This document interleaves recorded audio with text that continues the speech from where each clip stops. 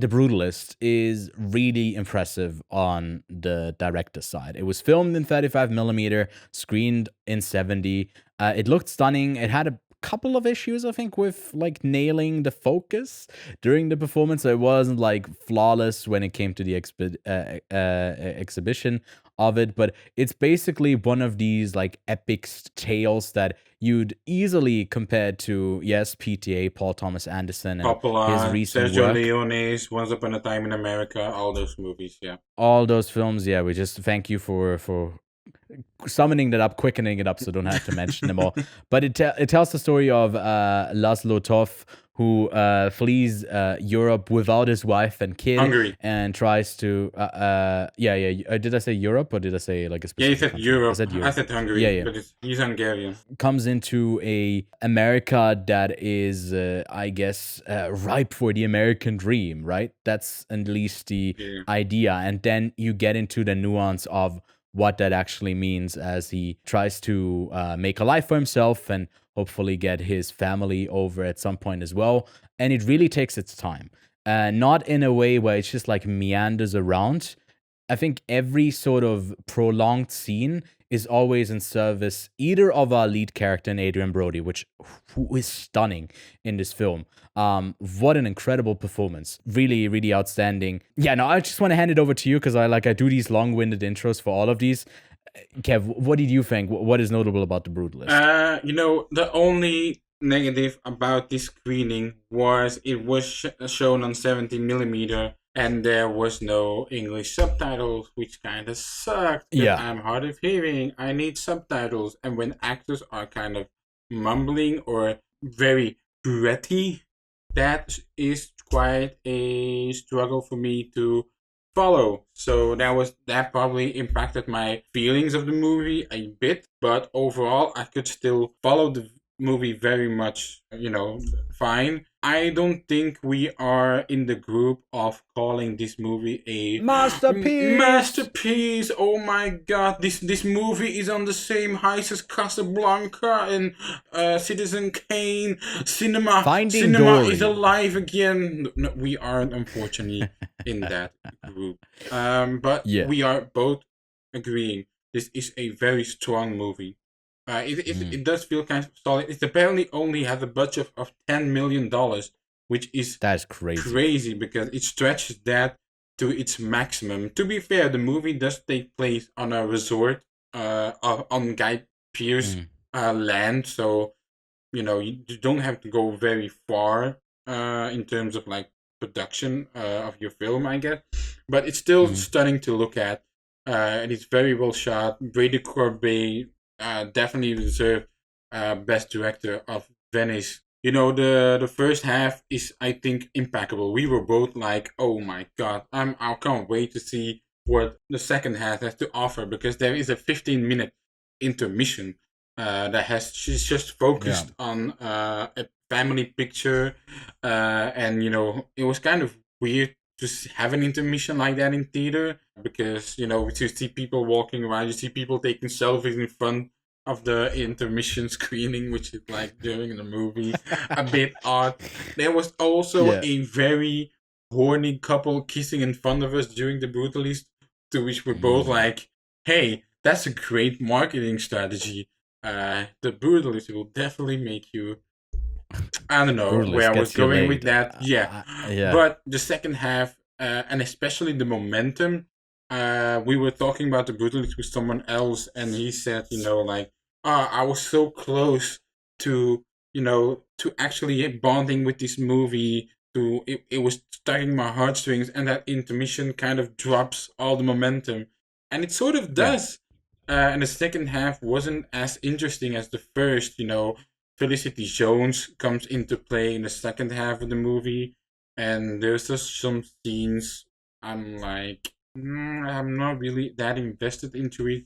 The actress who plays their daughter, Felicity Jones and Adrien Brody's daughter, Rafi Cassidy, I think it is, doesn't almost say a damn word into the movie, which I felt like was kind of the same thing as Anna Paquin in The Irishman, where she also didn't have a word to have that same type of impact, relevance to the movie, but I didn't really think it was on that level. So The Brutalist, while again tremendous story, Adrien Brody, mwah, like put that guy in a World War II era movie, and he'll deliver a fascinating performance, especially after all the video and action movies he does on demand. Really, so great little movie that just gets held back by its intermission and by its lack of momentum in the second half. I think to me, one of the standouts are the two characters that are the American ones. Oh, that yeah, are Guy like Pearce. the typical, the tycoon Harrison Lee Van Buren and his son Harry Lee Van Buren. You know, one of them, Joe Alwyn, charges into the film with like a lot of authority and like this is and like so the contrast to Laszlo's character, and it really showcases where like they're grinding up against each other, where the movie builds to something where they have to kind of work together to find the middle ground. And I love that this is not just like a making it type of story, that it goes into the nuances of the shortcomings that Adrien Brody's character has and the obvious shortcomings of everyone else around. And it makes it really complex when it's also like a movie about architecture. Yeah. Because he's an architect, and that's like basically what gets him in with Guy Pearce, that he wants to have this big project done for him. I think that part of it is really exciting because you want to see him build something, and to have that allegory of making a life for yourself literally be building something is so interesting when he's ultimately not building his own life, but he's building the dream of someone else. But he wants to have his own fulfilled, and like that constantly clashing up against each other. Like how he prioritizes his work over his family, all of that. Like there's so much to unpack. This was the movie. Even though we sat there for 215 minutes, I was like, if there was a rescreening right now and we don't have anything else to watch, I would go right back in to rewatch The Brutalist. And I can't wait to rewatch it. And I think it will grow on me. Probably. But it was really strong. It was really strong. It just didn't do it for. It just didn't grow on us in that screening. Yeah, and to me, I don't know, maybe it was also like I got a bit pissed off on your sake. Just like, why did it fucking like, why is there no fucking screening? Like you were fine, but to me it was like each time it cut out, it took me out of it a bit because I was thinking, Kevin can understand. I was really surprised that even you said like, oh yeah, I couldn't follow all of it without the subtitles. Yeah, because like, you know, the English parts weren't subtitled, and I really appreciate subtitles because it's like the given thing here. For me at least, because there's not always American subtitles, English subtitles, but there's always German and usually French ones. So I do have like, you know, there's always something there. And when I watch something on streaming, I always have subtitles on because I feel like it's nice to have that extra thing in there. And I guess with these older movies, and it's the standard in the States that I guess you don't have it. But I mean, the score as well is like, that score is really, really good. There's one better score coming out of the festival that we'll talk soon, but Daniel Bloomberg, shout out to him, the cause why Kev didn't understand like a lot of this film, but it was worth it.